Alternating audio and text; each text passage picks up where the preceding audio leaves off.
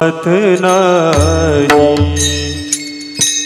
बिन माया विश्वास माय बाप आई बिन माया विश्वास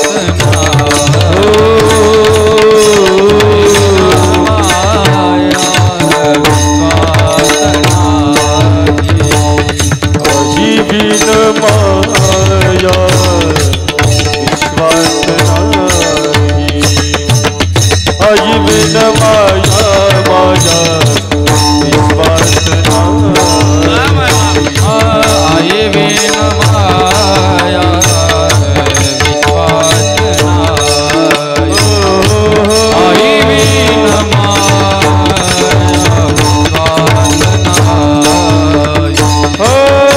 हाताचा पाळणा केला नेत्रांचा दिवा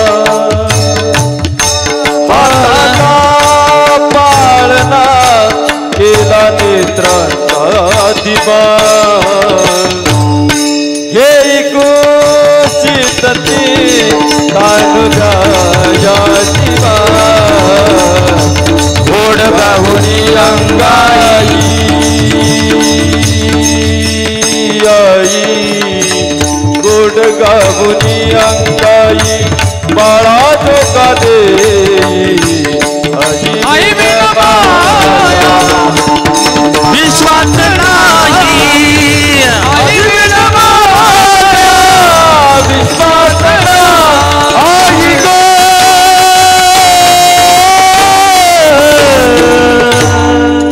ऐका काय असते आई आज नाही कळाली. कदाचित त्या म्हाताऱ्या आईबापासोबत जे घरात आस्था गायत आहेत आपण व्यवस्थित बोलत नाही, नीट वर्तन नाही. परंतु आठवा पूर्व इतिहास काय भाऊ कोण गायलंय. हाताचा पाळणा केला नेत्राचा दिवा. काय असते आई दादा, काय परिस्थितीशी झगडत आपलं संगोपन केलं. घे कुशीत ग तानुल्या या जीवा. कदाचित बालपणात आई शेतात काम करायची, आपली झोडी बांधावर कुठेतरी झाडाला असायची. आपण रडण्याचा आवाज येतो न येतो तेच शेतात उन्हात चालू असणारं काम हातातलं सोडून ती आई आपल्यापर्यंत यायची. गोड गावोनी अंगाई बाळा जो का देई आई विन माया विश्वास नाही. काय असते आहे दादा. कदाचित 1 वर्षापूर्वी या पाडेकर परिवाराच्या अनुषंगाने सर्व मंडळी एकत्रित आले असतील. आल्यानंतर श्री देवरामजी, पोपटराव, काशीनाथजी, आसराबाई, सिंधुबाई, मंदाबाई भगवंत पुढे अकंत करून म्हणत असतील, काय भगवान काय पाप केलं. आई हे राहून गेली. ती आई गेल्यानंतर तो अकांत कशा प्रकारचा आहे. मुलाबाळांना आई सोडून गेली, बालपणात आई जाऊ नये. चला आहे तोपर्यंत काही किती पुण्यवान आहे दादा. पाठीमागे 2 वर्षापूर्वी प्रसंग झाला, भयावह प्रसंग. कागदाची तुकडी करावीत वाऱ्याच्या अनुषंगाने उडून जावी तशी जवळची गेली. प्रत्येकाने अनुभवलंय. कोणीतरी जन्मदाती आई, कोणीतरी बाप, कोणीतरी पाठचा भाऊ. प्रत्येकाने एक ना एक नातेवाईक गमावला. घरात, कुटुंबात, परिवारात, नातेसंबंधात इतकंच माहित होतं. अमुक अमुक हॉस्पिटलला दाखल केलं. केव्हा पालिकेच्या कर्मचाऱ्यांनी प्लास्टिकच्या पिशवीत बांधून विल्हेवाट लावली दादा. अंतिम दर्शन देखील नाही झालं. माणसं जी घरातून गेली परत फोटोतच बघायला मिळाली. परंतु तो काळ इतका विरुद्ध होता. हनुमान बाबू माय बापाच्या आधी मुलगा गेला. पित्या देखता पुत्र मरे, पुत्रा देखोनी पिता झुरे, काळे काळे अवघे सरे. अवघड होत दादा. काही असतात पुण्यवान, काही असतात भाग्यवान. आहे तोपर्यंत, गात्र गलित होईपर्यंत मायबापाचं अवदार्य अधिष्ठान जपायला मिळतं. काहीला भर दुपारी सूर्यास्त झाल्यासारखे मायबाप निघून जातात. सोडून या गेली आई आम्हाले कराना, सोडून या गेली आई आम्हाले कराना. आई आई आई आज म्हणू मी कुणाला, आई आई आई आज म्हणू मी कुणाला. सोडून या गेली आई आम्हाले कराला, सोडून या गेली आई आम्हाले कराला. आई आई आई आज म्हणू मी कुणाला, आई आई आई आज म्हणू मी कुणाला. लेकी सुना रडती बघा बसून कोपऱ्यात, आई तुझ्या आठवणीने जाईना दिवस रात. आई ग लेकी सुना रडती बघा बसून कोपऱ्यात, आई तुझ्या आठवणीने जाईना दिवस रात. सोडून या गेली आई आम्हाले कराना, सोडून या गेली आई आम्हाले कराना. आई आई आई आज म्हणू मी कुणाला, आई आई आई आज म्हणू मी कुणाला. ऐका मायबाप, भाव स्पर्शी गाताय. आठवा कदाचित आपली आई आयात आहे किंवा नसेल. काय असतं आई पात्र. आई गेल्यानंतर आईच्या वयातील समकालीन काही मावल्या, आपल्याकडे एक म्हण आहे मायबाप, माय मारावी. बोला ना बोला ना. कोण? मावशी. महाराज भावस्पर्शी गातायत.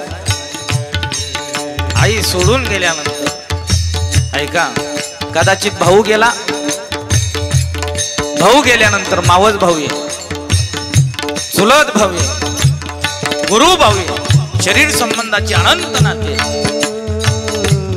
परंतु मायबाप हे अवदार्य शरीर संबंधाच्या अनुषंगाने कसं आहे दादा, गेले नाही. आई गेल्यानंतर असंख्य मावल्या म्हणतील, बाळ रडू नको, दादा रडू नको, ताई रडू नको, मी तुझ्या आई सारखी आहे. काय म्हणते? आई सारखी. परंतु आई ती आई, जसं महाराजांनी भावस्पर्शी गायली तसा संत अधिष्ठानाचा पुरावा आहे का मायबाप. आई गेली, महाराज गाताय. सोडून या गेली आई आम्हाले कराना, सोडून या गेली आई आम्हाले कराना. आई आई आई आज म्हणू मी कुणाला, आई आई आई आज म्हणू मी कुणाला, म्हणू मी कुणाला. ऐका, बाकी पात्र निभवणारी असंख्य मंडळी आहे. आई पात्र काय असते? कदाचित ती अनपडे, अशिक्षित आहे, गात्र गलित झाले, चेहऱ्यावर सुरकट्या आहेत. जी हवेली बांधली, जी बंगला बांधलाय, त्या बंगल्यात नऊवार लुगड्यातील, त्या चोळीतील, जुन्या संस्कृतीला पात्र त्या वस्त्रातील त्या आईची आपल्याला लाज वाटते. परंतु ती कृपण असू द्या, अशिक्षित असू द्या, अनपढ असू द्या, गात्र गलित असणारी असू द्या, वृद्धप काळाने वाकडी झालेली असू द्या, आई ती आई मायबाप. का संत अधिष्ठान कथित करत काय जैशी तैशी माय बरी जैसी तैसी माय बरी जैसी तैसी माय बरी जैसी तैसी माय बरी मानल्या त्या मानये मानल्या त्या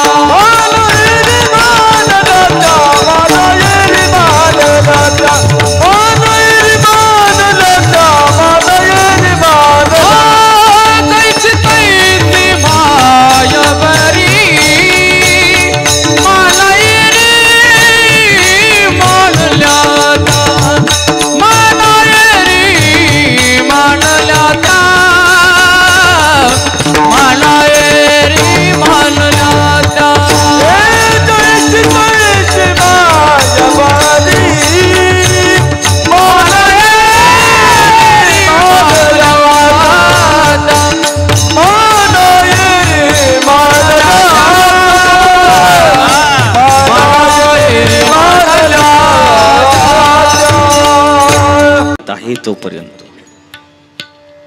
सेवा या शब्दाचा अधिव्याप्ती करत असताना हातपाय चपत बसणे अर्थ असा नाही, ध्यानपूर्वक ऐका. मान्य आहे, विज्ञानवादी युगात आपण आहात. घंटो का काम मिनिटो में करणारी माणसं या तपस्थलीवर आहे. पूर्वापार गेलं आता आहे का नाही. पहिलं बैल अवजार होतं, कदाचित या उन्हाळ्यात पहाटपासून नांगरटी चालायची, दिवसभरात जास्तीत जास्त 5 पान नांगरटी व्हायची. आता रात्रभर ट्रॅक्टर जर चाललं 5 ते 7 एकर नांगरत आहे का नाही. चला मान्य आहे. सेवा शब्दाची अधिव्याप्ती ऐका मायबाप. हातपाय दाबू नका, जवळ थांबू नका, फक्त जाता येतं. जितकं प्रीतीनं, जितकं आत्मीयतेनं, जितकं कुतूहलपूर्वक आपण आपल्या मालकीनीशी, पत्नीशी, बायकोशी, अर्धांगिनीशी संवाद साधतायत ना, त्यातलं 2% होईना अंतकरणाला जागा आई बापा विषय असू द्या. जाता येता होकारा घाला, जाता येता विचारा, आई तू बरी आहे, आई तुला काही हवंय. बापाचा शब्द आहे तोपर्यंत खाली पडू देऊ नका. ऐका दादा, म्हातारे आईबाप जोपर्यंत घरात आहे तोपर्यंत घराला घरपण. एकदा मायबाप गेले, घराचं घरपण संपलं मायबाप. ऐका, थोडस ध्यानपूर्वक ऐका. घरात आनंददायी वातावरण कुणाचे आहे, दुःख क्लेश नाही कुणाच्या घरात. सेवा शब्द कशी जपतात बघा, कल्पना करा. वर्ल्डोपार्जित जी क्षेत्र आहे, जी जमीन आहे, त्या जमिनीत आपण राहतोय, घर बांधलंय कुठेतरी एका कोपऱ्याला, वास्तव्य केलंय. परंतु कर्मधर्म संयोगाने आर्थिक अधिव्याप्ती वाढल्यानंतर 1-2 एकर आपण बाजूला खरेदी केली आहे. 2-4 मळे गट ओलांडून आपण जमिनी खरेदी केली. कल्पना करा, आपला बाप म्हातारा झालाय, गात्र गलित झाले, शरीर जीर्ण झालंय. म्हातारा बसल्या बसल्या म्हणतं, पोरांनो पारंपरिक पिकं आपण प्रतिवर्षी घेतायत. माझी अशी अपेक्षा आहे, नव्या मळ्यात या वर्षी तुम्ही कांद्याचं पीक करावं. कोणाची अपेक्षा आहे? बापाची. आपल्याला वाटतंय ना तिथं टरबुजाचं बाग लावायचे, द्राक्ष बाग उभारायची, अवश्य उभा राहा. गहू करायची गहू करा, मका करायची मका करा, पडीत ठेवा, हरकत नाही. परंतु म्हाताऱ्या बापाची काय अपेक्षा आहे? नवीन खरेदी केलेली या जमिनीत काय असावे? बोला ना, काय असावे? कांदे. म्हातार बघायला जात नाही, फक्त म्हणा आपल्या म्हाताऱ्याला बापाला जे टोपण नाव आहे त्यांनी सांगा, अण्णा तुम्ही म्हणतायत ना कांदा लागवड झाली बर का, तणनाशक मारून झालं बर का, निन्नी झाली बर का, खत टाकणी झाली बर का. म्हातार त्याच्याच वयातली 4-5 म्हातारी दुपारच्या भरी म्हाताऱ्याजवळ येऊन बसल्यानंतर म्हातारा म्हणतं, बाकी काय असू थकलो आपण, आपल्याला उठवत नाही, चालवत नाही, बोलवत नाही. परंतु काय माझी पोरं शब्द खाली पडू देत नाही. बिना गोडीचं, बिना औषधाचं म्हातार 5 वर्ष अधिक जगत. आणि कुळाचा संगोपन करण्याकरता जरी गात्र गलित झाली तरी आतोनात प्रयत्न करतो. पाठपासूनच बडबड करतो म्हातार, उठा रे, गाया पिळा रे, डेअरीचा टाइम झाला, ज्याची त्याची कामं बघा रे. परंतु आता प्रत्येक घरात ही प्रक्रिया आहे. सुनबाई म्हणतात मामाजी खूप बडबड करतात, पोरं म्हणतात म्हातारं घरी आलं का डोकं उठवतं नाही दादा आहे तोपर्यंत मळती नाही कळणार गेल्यानंतर कळतील माय बाप मिळणार नाही पुन्हा आई बापाची माया मिळणार नाही पुन्हा आई बापाची माया मिळणार नाही पुन्हा आई बापाची माया मिळणार नाही पुन्हा आई बापाची माया विसरू नको रे आई बापाला विसरू नको रे आई बापाला झिजवली त्याची काया काया झिजवून तुझ्या शिरावर धरली सुखाची छाया रे वेळा मिळणार नाही पुन्हा आई बापाची माया मिळणार नाही पुन्हा आई बापाची माया मिळणार नाही पुन्हा आई बापाची माया मिळणार नाही पुन्हा आई बापाची माया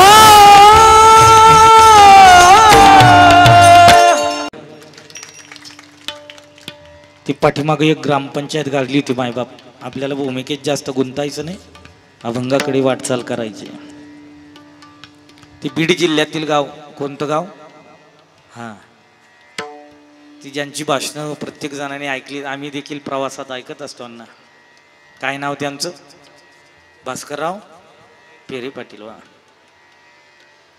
त्यांचा एक प्रश्न आहे दादा एका संभाषणात आम्ही ऐकलाय ते म्हणतात प्रत्येक ग्रामपंचायतला नगरपालिकेला महानगरपालिकेला नगर परिषदेला चला पोलीस स्टेशन जवळ रेल्वे स्टेशन जवळ बस स्टँड जवळ सार्वजनिक ठिकाणी भिंतीवर एक फलक रंगवलाय एक बोर्ड लिहिलाय काय येथे थुंकू नये थुंकल्यास दंडात्मक कारवाई केल्या जाईल किंवा गेलेत ना केंद्राच्या पांडालमध्ये थुंकणं मना आहे परंतु त्यांनी असा प्रश्न केलाय केंद्र शासनाला राज्य शासनाला शरीर जीर्ण झालंय गात्र गलित झालंय कदाचित त्याला उबळ येऊ शकते थुंकी येऊ शकते कुठल्या घटकेला येईल श्रावण बाबा माहिती नाही कुठं अशी जागा आहे नियोजित की तिथं थुंकलं तरी हरकत नाही आहे का कुठं बोर्ड महाराष्ट्रभर आहे जगभर इथं थुंकले तरी काय हरकत आहे बोर्ड नाही भेटू द्या पेरे पाटील आपल्याला राईट रेग्यावर राहिलं बरं का कमेंट कर बाबा जाऊ तिकडं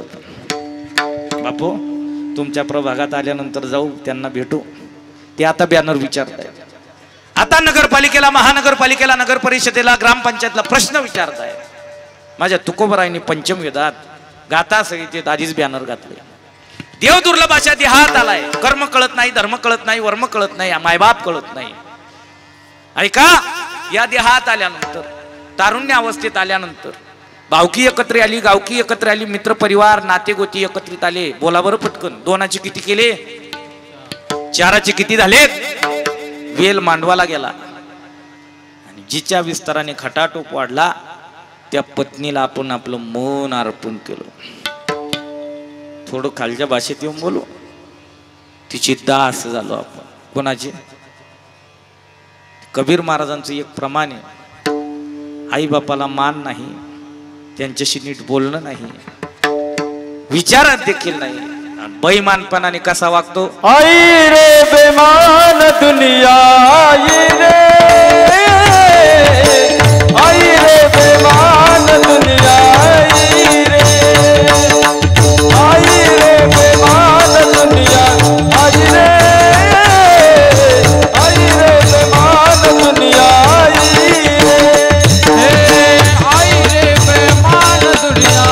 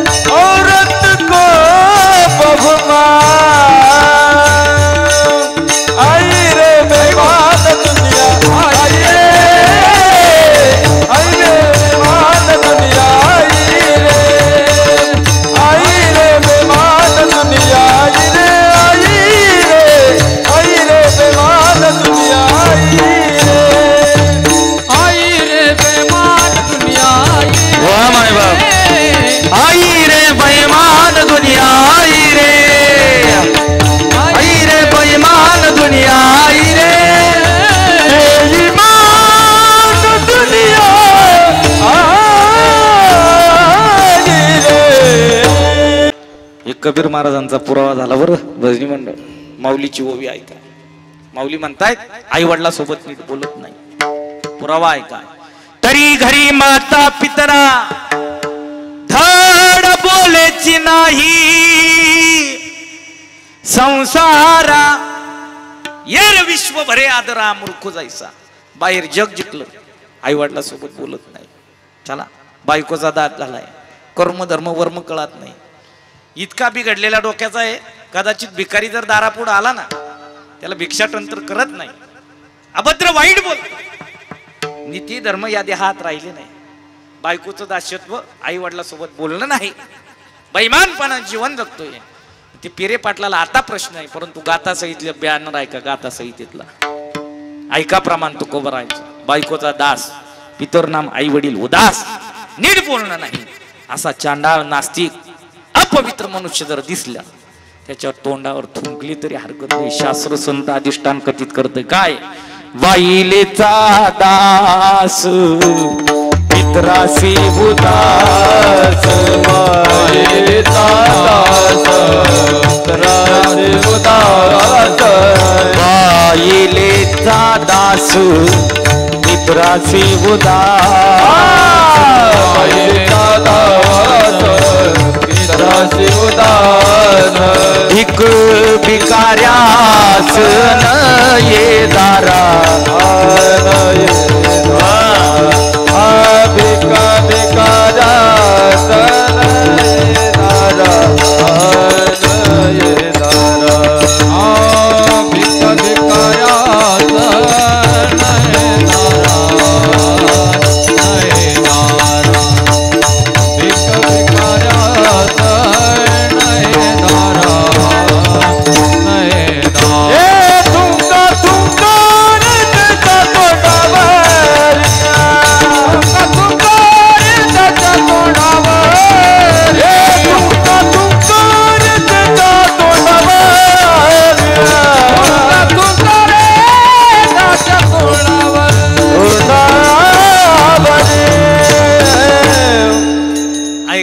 तुकोबराची परिभाषा. बाईलेचा दास पितरासी उदास.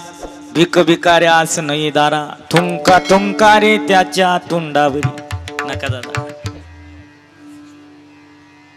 ही प्रक्रिया सोडा. आहे तोपर्यंत जपा. गेल्यानंतर पिंडदानादी कर्म, ज्ञानदानादी कर्म, गोदानादी भूदानादी जलदानादी कर्म करून पितरांना मायबापांना पिशाच योनीतून मुक्त करा. आणि मुक्त केल्यानंतर आशीर्वाद घ्या. ऐका, व्यथा आहे व्यथा. या देहाला त्रास आहे हो मायबाप.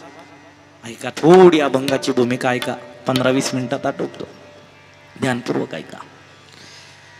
जन्म माणसाचा स्त्री असा अथवा पुरुष असा हा देह मिळण्याकरता प्रामुख्याने प्रथमतः आईच्या उदराचा आश्रय करावा लागतो मायबाप. ध्यानपूर्वक ऐका. त्या आईच्या उदरात sleeper coach, AC reservation, air condition व्यवस्था नाही आहे. किती त्रास आहे. संत अधिष्ठान कथित करतोय. नाकी तोंडी कुर्मी किडे विष्टाले चोहीकडे गर्भवतीचे दुःख गाडे कवना पुढे मांडावे. चला, किती व्यथा आहे, किती त्रास आहे. 9 मास कष्टला असे 10व्याने प्रसूत झाली. येताची कर्मजाड तुझी मान अडकली. जीवाला देव कळत होता बरं, त्या व्यथेत होता तेव्हा.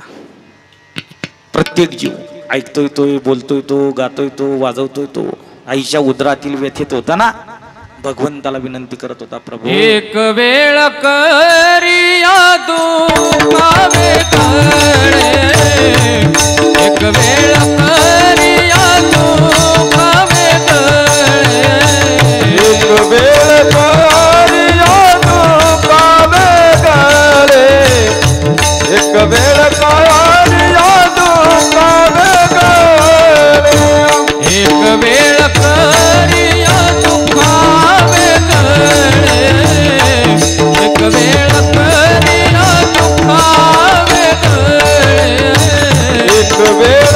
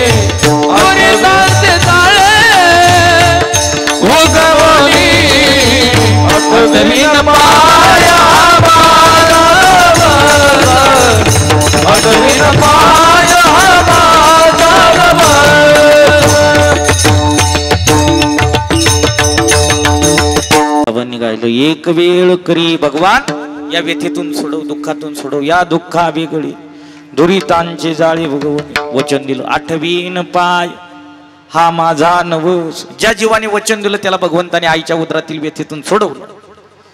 जो वचनाशी कटिबद्ध झाला नाही, येताची कर्मदाड तुझी मान अडकली. मग डॉक्टरनी सांगितलं शिजरिंग शिवाय पर्याय नाही.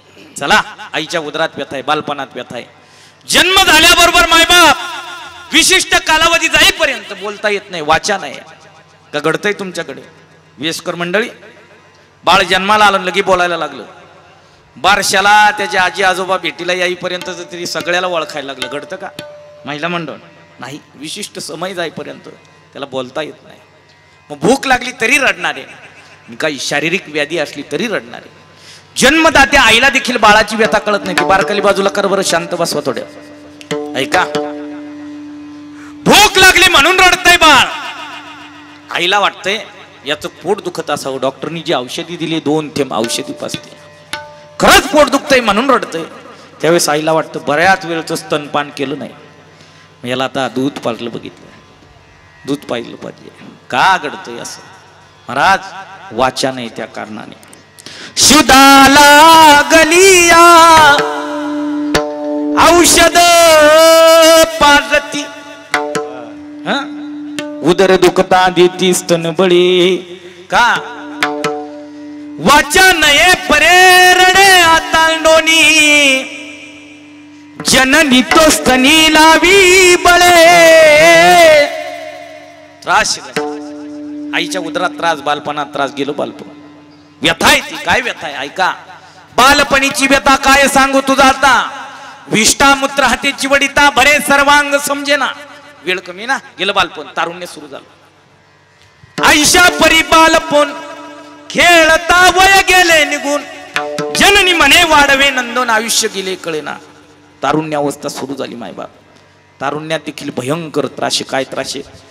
10-5 बुजुर्ग मंडळी सकाळी सकाळी हनुमंतरायाच्या मंदिरासमोर दर्शन झाल्यानंतर पारावर एकत्रित येतात.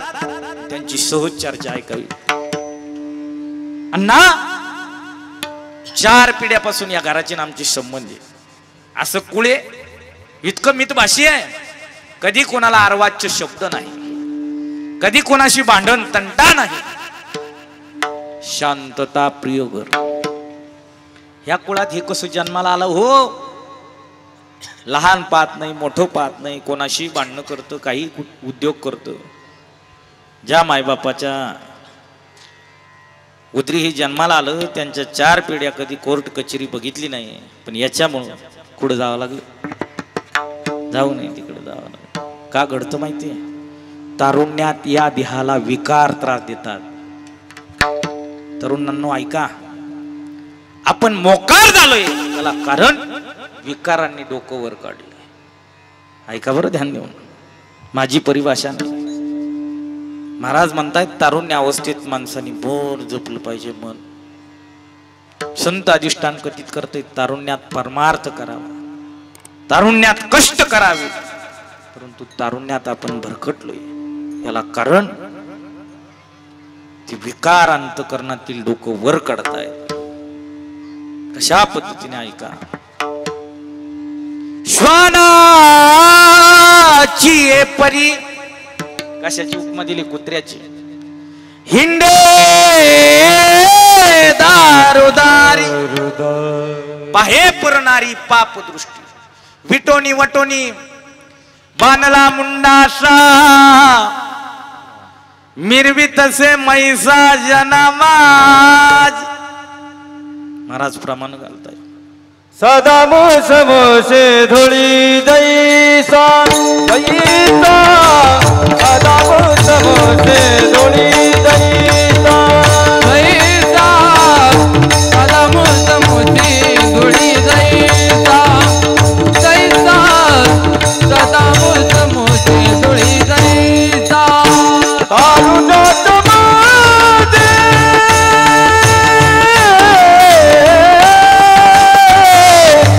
तारुण्यात मध्ये न माझी कोणाची, तारुण्यात मध्ये न माझी कोणाची राम.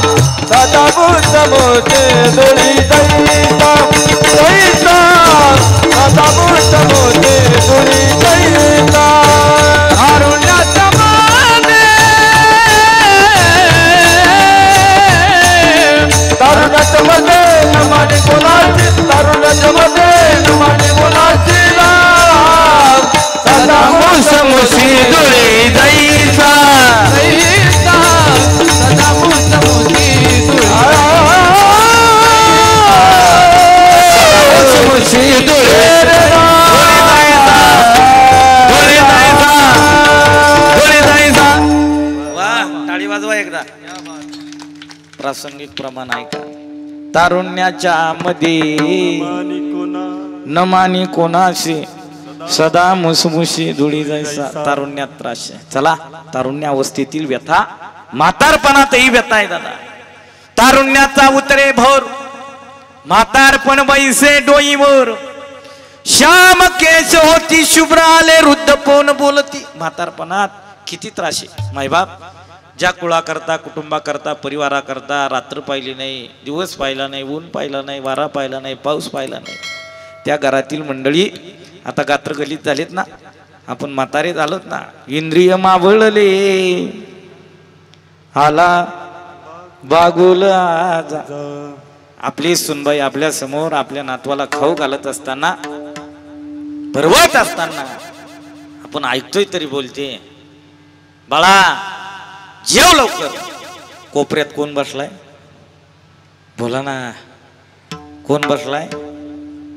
ज्यांनी 4 एकराची कष्ट करून 40 एकर केली, त्याला आता शेवट पदभार मिळाला, खुर्ची मिळाली. आमदारकीची नाही हो, चेअरमनकीची नाही हो, सरपंच पद नाही हो, घरातले घरात पद मिळाले. कोणतं? त्रास व्यथा आहे. गात्र गलित झाले. 70-80 वय झालं. 70ची झाली रचना. बसल्याने उठवेना, उठल्याने चालवेना. मग तू झाला दैन्यवाना. बसवत नाही, उभं राहत नाही, चालवत नाही. सगळ्या क्रिया एका जागेवर. ती पत्नी ती बायको म्हणते, थुंकतो, मलमूत्र विसर्जित करतो, जेवायला मागतं. त्रास बघवत नाही. आता देवाने नेलं तरी जमल, कारण थुंकून थुंकून कोपरे काय केले. बाईल म्हणे घर नाशिले घर तुमकोणिया. नाशिले घर तुमकोणिया. नाशिले घर तुमकोणिया. नाशिले घर. बैल मले खरे मरता तरी बरे. नाशिले घर तुमकोणिया. नाशिले घर तुमकोणिया. बैल मने खरे मरता तरी बरे. नाशिले घर तुमकोणिया. नाशिले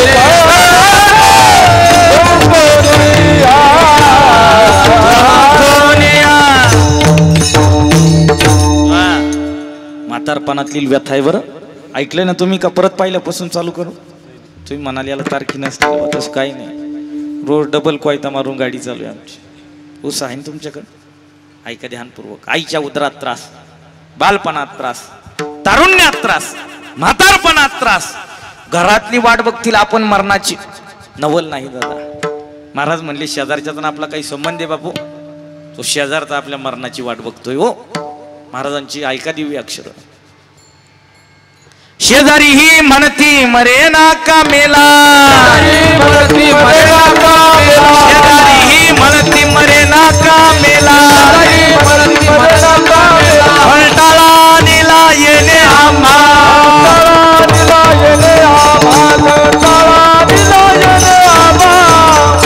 आता ध्यानपूर्वक काय का बरं 15 मिनिट. तुम्ही म्हणाल चाललं लांबत बा. आता अभंगाची भूमिका आहे महत्वाची. 4 अवस्था सांगितल्यात. अनुताप, मोह, विश्लेषण, आगामी. 4थ्या अवस्थेत स्त्री असा पुरुष असा गात्रगलित झाल्यानंतर, शरीर जीर्ण झाल्यानंतर खाली घेणारे. खाली घेतल्यानंतर माणसं भेटायला गेलीत, गावातली गेलीत, भावकीतली गेलीत, नाते संबंधातली गेलीत. काही बुजुर्ग मंडळी म्हणले आई बघतात, आत्या बघतायत, दादा बघतायत. ते पाहत पण माणसं ओळखत नाही. तुमच्याकडे काय शब्द आहे त्याला? बोला ना. काय लागलं? काय लागलं? हा, ते ध्यानी लागलं. तसं नाही दादा. चर्मदृष्टीने आतापर्यंत केलेला संसार, बघितलेला मायाजाळ, गोवलेलं प्रपंचातलं मन, आता त्यातलं त्याला काहीच दिसत नाही. आता आलं हे 4G 5G.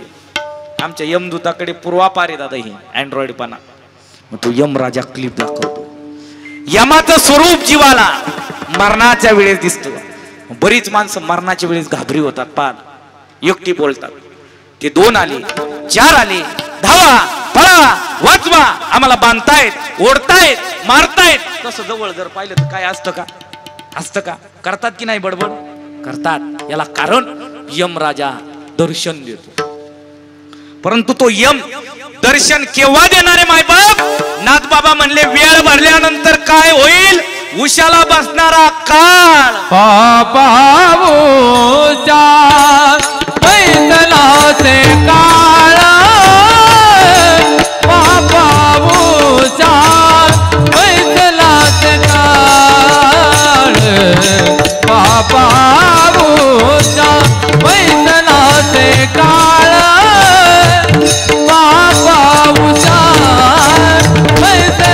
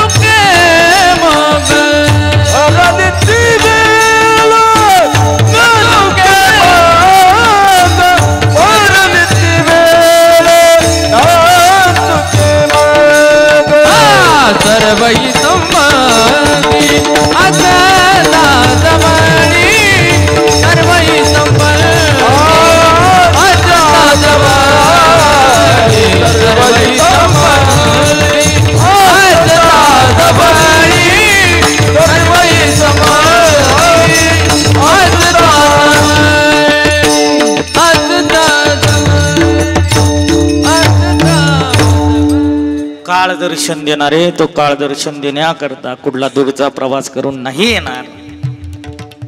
तो काळ उशाला बसणारा दर्शन देत असताना त्या काळाचं यमाचं स्वरूप असं ध्यानपूर्वक आहे का? कसं स्वरूप आहे? अक्राळ विक्राळ काळे कुट्ट, निर्दय निष्ठुर निगरगट्ट, ते आपणास बांधुनी गट्ट, फरफरा ओढती. ती क्लिप बघायला मिळते जीवाला. त्यावेळेस तो जीव घाबरावतो. तो मार्ग बघायला मिळतो.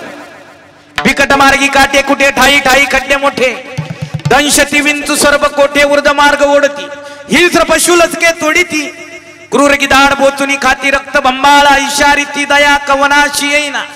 यमराजा यमदूतांना म्हणला थांब, त्याला बहुताल बसणारी पाहू दे थोडी. मुलं येत, मुली येत, जावई आहे, सुना आहे, नातू आहे, मित्र आहे. थोडं अस्पष्ट त्याला बघायला मिळतो त्या जीवाला. बघितलं, लक्षात येतं. संत अधिष्ठान कथित करत, दूर राहिले नाती गोत, राज्य वैभवती संपत्ती, पडला यमदूताती असा यानी एकला. म्हणून नाथबाबाची परिभाषा आहे द्वितीय चरणात, सगळे संबंधित जवळ असले तरी सर्वही संबंधी ताजवही, संबंधी ताजवही, सर्वही संबंधी ताजवही, सर्वही संबंधी ताजवली, सर्वही संबंधी ताजवली, सर्वही संबंधी ताजवली, सर्वही संबंधी ताजवली, सर्वही संबंधी ताजवली, सर्वही संबंधी ताजवली, सर्वही संबंधी ताजवली, सर्वही संबंधी ताजवली, सर्वही संबंधी ताजवली, सर्वही संबंधी असता जवळी सर्वही संबंधी असता जवळी सर्वही संबंधी असता जवळी कोणीही न तत्काळी तुझ लागी तुझ लागी हेही न तात्काळी तुझ लागी तुझ लागी कोणीही न तत्काळी तुझ लागी तुझ लागी सर्वही संबंधी असता जवळे सर्वही संबंधी असता जवळे सर्वही संबंधी असता जवळे सर्वही संबंधी असता जवळे असता जवळी असता काळाने यमाने फासा टाकल्यानंतर जीव गुचकी देतो. जाणकार जवळ असली तर म्हणतात आता फोन करायला हरकत नाही. आता काय आलं, गुचकीवर आलं. चला 4 बंधनं सांगितली. या शरीरावर या देहावर 3.5 कोटी केशी, 8 कोटी रोमे, 9 छिद्र याला. मग एक एक रोमांच्या ताई सहस्र विंचवाच्या वेदना पाही बोलताही नये काही बैसली न वही द्वारे बंद झाली. 9 छिद्र लॉक झाली. प्रेतरूप भाव झाला. जीव शरीराची प्रीत तुटली. प्रेतरूप भाव झाल्यानंतर बांधून या देती यमाची हाती उष्णे घेती काढून या. चला अंतयात्रे करता तयारी सुरू झाली. अवघे करती विचार एकत्रित आले. विचार झाला. ठरल्यानंतर आता कल्पना करा बरं. म्हाताऱ्याने खूप कष्ट केले. म्हाताऱ्याचं अंतिम स्वप्न होतं बंगला बांधावा. पीओपी पाहिजे तसंही, प्लास्टर पाहिजे तसंही, वालपुट्टी पाहिजे तसंही. याही पलीकडे बाथरूम शावर कॉक पाहिजे तसे. मग 4 म्हाताऱ्याच्या वयातली माणसं आले गेले ना. दादांची अपेक्षा होती बंगला. बंगला झाला. आमची अशी इच्छा आहे. म्हातारं गेलं ना, आता म्हाताऱ्याचं शेवटची आंघोळ उष्णदक स्नान कुठं घालायचं? शावर खाली बंगल्यात. होईल का? कुठंही ती बोला ना पटकून. अंगणात. वा बाबा आलीच आपले दिवस जवळ आहे की. चला अंगणात उष्णदक स्नान झालं. स्नान झाल्यानंतर तिरडी बंधन झालं. प्रेताचा शृंगार झाला. स्मशानाकडे निघाले. विसावा घेतला. तिथं गेल्यानंतर चिताभरण झालं. अग्निसंस्कार झाला. जलदान विधी झाली. परत आले. बुजुर्ग एकत्रित आले. भावकी एकत्रित आले. नाते संबंध एकत्रित आले. दुसऱ्या दिवशी नैवेद्य केले 3, बोळके घेतले 2, गुळाचा खडा, मधाची बॉटल, गोमित्र, सूप घेतलं आणि निघाले. पुढं दुसऱ्या दिवशी. दुसऱ्या का तिसऱ्या? दुसऱ्या दिवशी. चला आदल्या दिवशी जिथं विसावा घेतला तिथं एक नैवेद्य ठेवलं. तिथं गेल्यानंतर गाडग्यात घाटात माठात अस्थि संचय केला. पोत्यात राख भरली. तिथं नैवेद्य ठेवले. परत आले. ज्याच्या घरचं कोणी गेलं जुनी जाणकार जुनी बुजुर्ग त्याच्या घरी दुसऱ्या दिवसापासून 9व्या दिवसापर्यंत एका बोळक्यात दूध एका बोळक्यात पाणी ठेवायचे घराच्या छतावर. त्याला शास्त्राच्या परिभाषेत म्हणतात नवश्राद्ध. काय म्हणतात? नवश्राद्ध. 10व्या दिवशी दशक्रिया केली त्याला म्हणतात नवमिश्र श्राद्ध. 11वा 12वा 13वा आणि मासिक श्राद्ध सुरू झाले. त्राशी दादा जीवात्म्याला तिथं नेल्यानंतर जात असताना त्राशी अशी पत्र तरवर खैराचे इंगळ निघता ती ज्वाळ तैल पाके. काय त्राशे लांबवायचं नाही दादा. तो यमाचं स्वरूप जीवाला मरणाच्या वेळेस दिसतंय परंतु हयातीत कुत्र्याला दिसतोय. आणि कुत्र पाहून आलंय यमपुरी. कोण? माणसं कुत्र्यासारखी आला आहे तोपर्यंतही करतात. गेल्यानंतरही बाकीची पिढी कुळाचार करून धर्मानुष्ठान करून पिशाची मुक्तता न केल्या कारणाने जीवात्म्याचे हाल होते. ऐका थोडा शास्त्रातला पायंडा द्यायचा आहे. श्रावण बाबा वेळ कमी आपल्याकडे. काही भाऊ आस्तिक आहे काही नास्तिक आहे. काही देवधर्म जाणणारी आहे आणि काही न मानणारी आहे. परिणाम असा आहे काहीला वैकुंठात जागा आहे आणि काहीला नरकात जागा आहे. कौरव पांडव दोन भाई एक सच्चा एक झूठा. वा वा. कौरव पांडव दोन भाई एक सच्चा एक झूठा. कौरव पांडव दोन भाई एक सच्चा एक झूठा. कौरव पांडव दोन भाई एक सच्चा एक झूठा.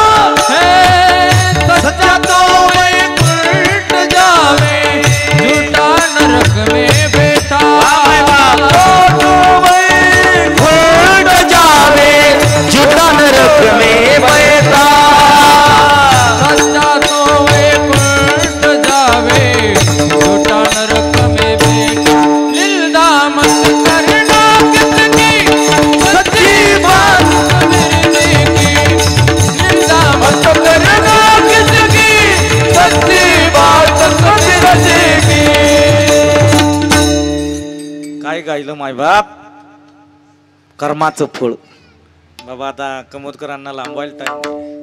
तसं कुंती मातेने भगवंताला सांगितलं होतं काय पाच तुला माहिती आहे, परंतु सगळ्यात आधीचा कोणी म्हणले कुंती सांगती देवाला कर्ण हा पांडव रे पहिला. कुंती सांगती कृष्णाला कर्ण हा पांडव रे पहिला.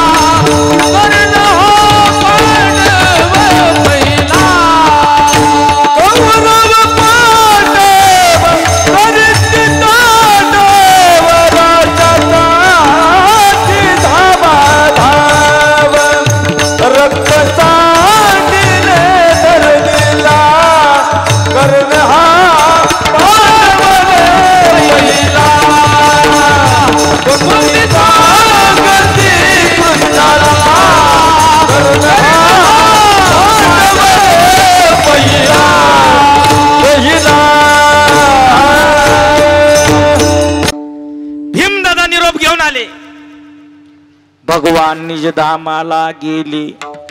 ध्यानपूर्वक ऐका. भगवंत गेले ऐकल्यानंतर धर्माने ठरवलं आपल्याला देखील महापंथाला निघून जायचं. धर्माने जाण्याच्या अगोदर भावांना बोलवलं, सांगितलं हे बघा भगवंत गेले आम्हालाही थांबायचं नाही, आम्ही कुठं चाललो निज धामाला चाललो.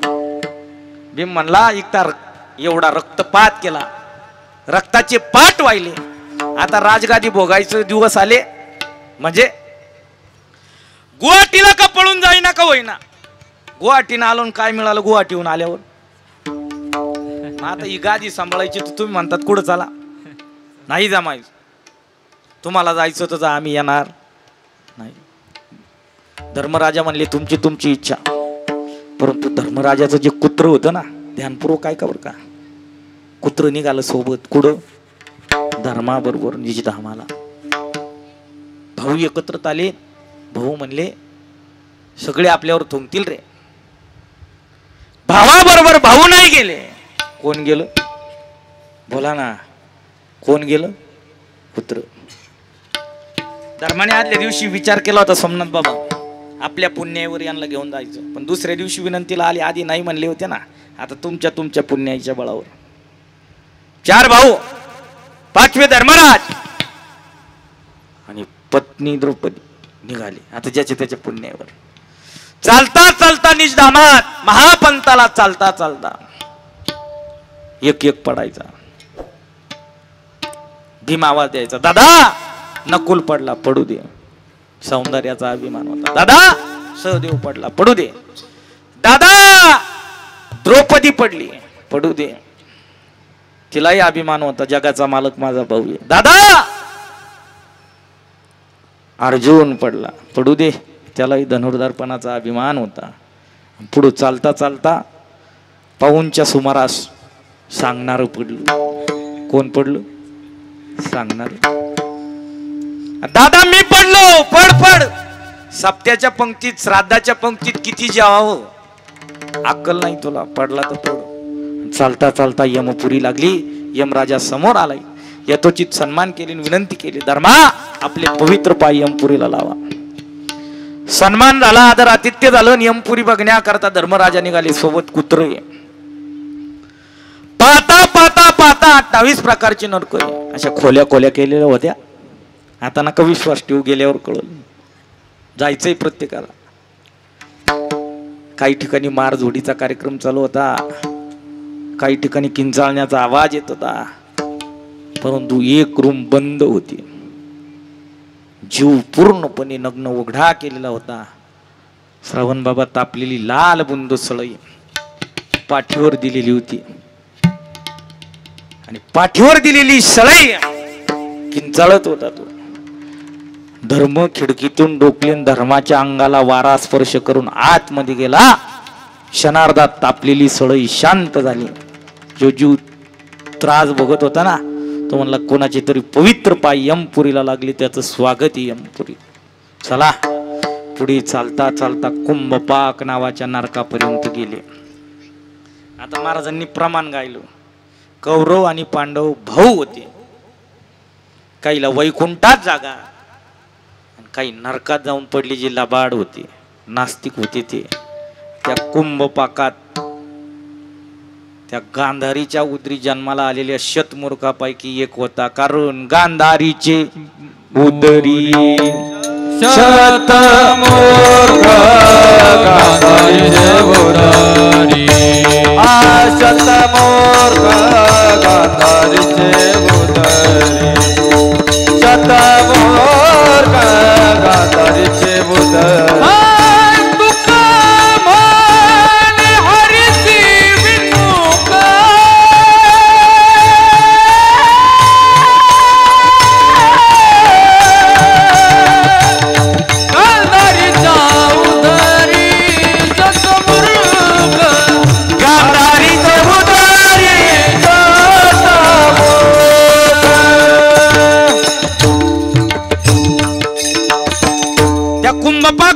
नरकात डोकले. कोण दिसला? दुर्योधन. हात हलवला, तो खाली निघून गेला. कुंभपाकी दुर्योधने. तोपर्यंत माहित नव्हतं कुत्र्याला इथं कोण. मग ते प्रश्नोत्तर सुरू झाले. धर्माचाही हात बुडाला. कुंभपाकात म्हणले तुमचंही पाप होतं काय? तुम्ही पाप केलं तर द्रव्यदान करत असताना कोणाला विचारा, यमराजाला विचारा. यम नाव ऐकल्यानंतर कुत्र बेदरलं आणि यमपुरीतून पळून खाली आलो. पा संध्याकाळी माणसं एकत्रित आले, कष्ट केले दिवसभर. कुत्रे जरी उळायला लागले तर चार म्हातारी म्हणतात, रामभाऊ काय भानगडी रे? कोणी आजारी का? कोणी जायजोग का? काय आलं? कुत्रे लई. बोला ना, कुत्रे लई. हा म्हणजे कुत्र्याला कोण दिसतो? यम दिसतो. त्रास आहे दादा. त्रास भोगत भोगत आजच्या दिवशी, श्राद्धाच्या दिवशी जीवात्मा समोर उभं केलाय आणि यमधर्म विचारतो. यमधर्म पुसे तया दोष यासी कार्य केशवाशी चुकली ती. का चुकी केली? शिक्षा देण्याच्या अगोदर याच्या बाकीच्या पिढीने काही याच्या सोडवणुकी करता काही केलं का? पा काही पिंडदान, ज्ञानदान, गोदान, जलदान, दानादी कर्म केलं का? बघा. केलं असलं तर पिशाच योनीतून मुक्तता करा, नाही केलं तर खितपत पडू द्या. मग त्या अनुषंगाने आई वडील गेल्यानंतर श्राद्धादी कर्म जर केलं तर पितर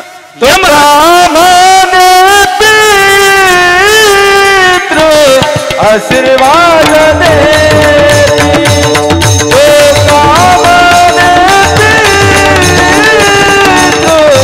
आशीर्वाद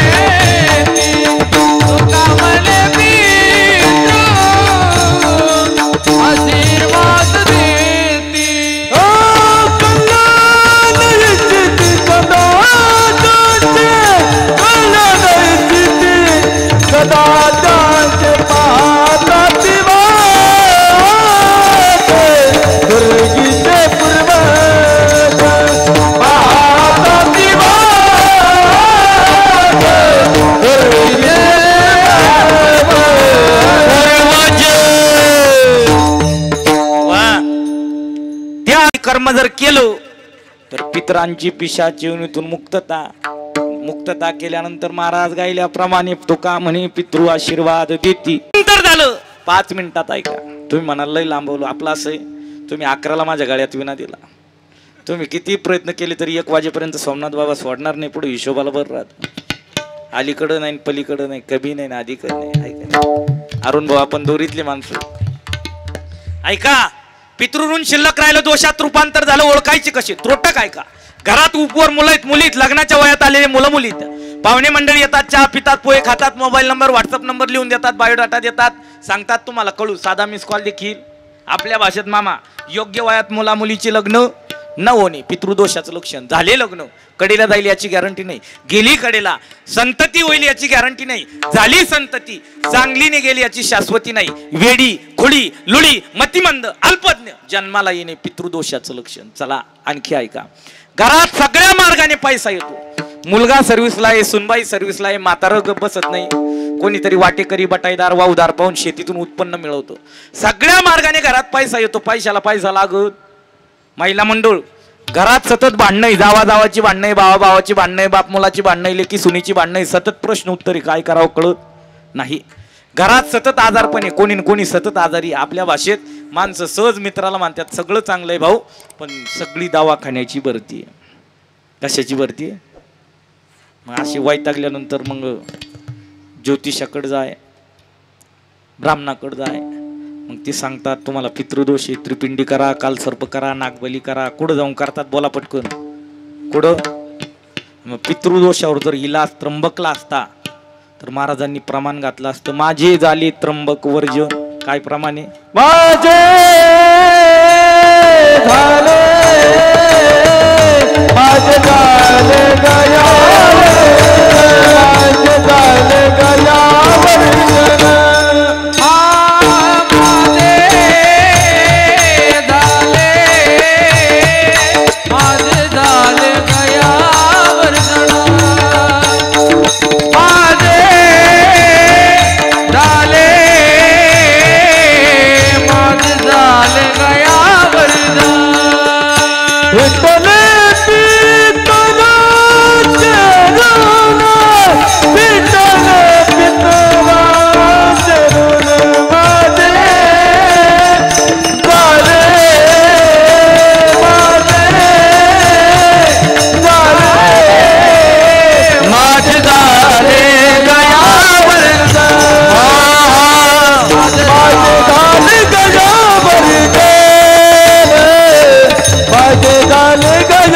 जन.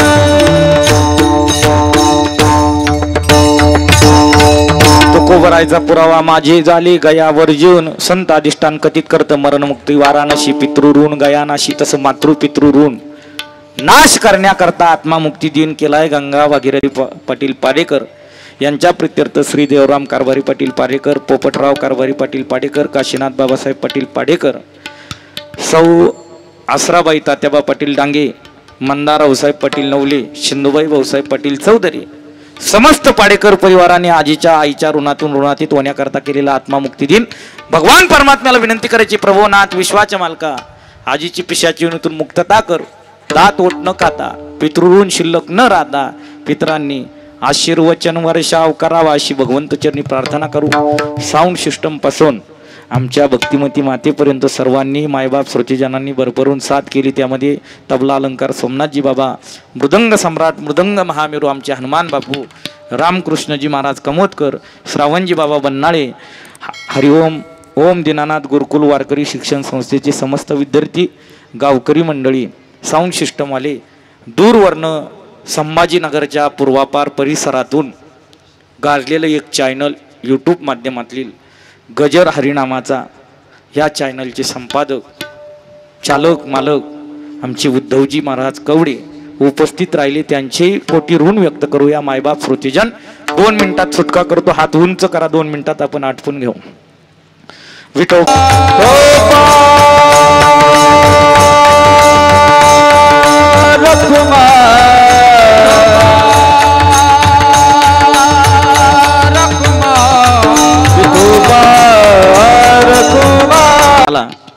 आमचे स्नेही भजन सम्राट अरुणजी भैया पगारी यांचे सन्मित्र, तसं सोमनाथ बाबा आपलेही मित्र झाले असे काही म्हणायला हरकत नाही. आमचे अरुणजी दादा पाडेकर म्हणजे या आजीबाईंचे नातू, यांच्या माध्यमातून गोड सेवा करण्याचा योग प्राप्त झाला. आपण सर्वांनी भरभरून साथ दिली. कोटी ऋण व्यक्त करतो. पाठीमागचं सोडून द्या दादा, काय केलं काही नाही केलं कळत होतं. दारू पिल्यानं लिव्हर खराब होतं, पिल्याशिवाय राहिला नाही कळत होतं. मांस भक्षण करणं वाईट आहे. ऐकत होता कथा कीर्तन, गाय किती म्हातारी झाली तरी मांस भक्षण करत नाही, वाघ किती म्हातारा झाला तरी चारा कधी खात नाही.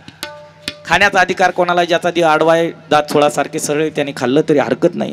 तरी आपण क्रिया करत होतो. पाठीमागचं सोडून द्या. परंतु यापुढे भला किसी का कर न सके तो बुरा किसी का मत करना, पुष्प नहीं बन सकते तो तुम काटे बन कर मत रहे. बन न सके भगवान अगर कम से कम इंसान बनो, नहीं कभी हैवान बनो तुम, नहीं कभी शैतान बनो। सदाचार अपना ना सके तो पापों में बद मत डरना, पुष्प नहीं बन सकते तो तुम काटे बनकर मत रहना। संस्कार हे पैशाचं बंडल नाही, जो उठल त्याला त्याच्या शेजारच्याची शपथ आहे। पांडालच्या बाहेर पाय ठेवल्यानंतर काही घडलं तर आम्हाला दोष द्यायचा नाही। आम्ही धर्मकार्य करत महाराष्ट्रभर फिरतोय, बोलायला लावू नका मला, ऐका। संस्कार पैशाचं बंडल नाही, तिजोरीत ठेवलं आणि मुलं बिघडली, हाती स्वाधीन केलं, त्याच्याकरता ते अंतकरणात गुण उतरावे लागतात। ते बालकडू मिळण्याकरता विशिष्ट वय सांगितलंय। मग ऐका, त्या बाल वयात या देहाला संस्कारक्षम करण्याकरता आमची ओम दीनानाथ गुरुकुल वारकरी शिक्षण संस्था श्री क्षेत्र मुखेड या भव्य प्रांगणात दिनांक 1 मे ते 16 मे सुंदर असं बाल संस्कार शिबिर आहे। या शिबिरात ज्याला वाटतंय आपलाही मुलगा गायक व्हावा, आपलाही मुलगा वादक व्हावा, आपलाही मुलगा गोड कीर्तनकार कथाकार व्हावा, आपलाही मुलगा माळकरी व्हावा, एकादशीचं व्रत करणारा असावा, माता पित्याची सेवा करणारा असावा, असं जर वाटत असेल तर ऐका, संस्कारक्षम बनवण्याकरता आमच्या गुरुकुलात निदान शिबिरात का होईना, उन्हाळ्याच्या सुट्टीत इकडे इकडे बॉम्बट्या कुटत फिरण्यापेक्षा, मोबाईल व्हॉट्सअप ट्विटर खेळण्यापेक्षा 15 दिवस आजमावून बघा। सर्वांना कळकळीची विनंती आहे, शिबिरात आपली मुलं पाठवल्याशिवाय राहू नका। गोड असं नियोजन आहे, ज्याला इत्यंभूत माहिती पाहिजे त्याच्याकरता पत्रिका इथं उपलब्ध आहे, त्याचाही सर्वांनी लाभ घ्या। सर्वांचे मनस्वी ऋण व्यक्त करतो थांबतो। ज्ञानेश्वर माऊली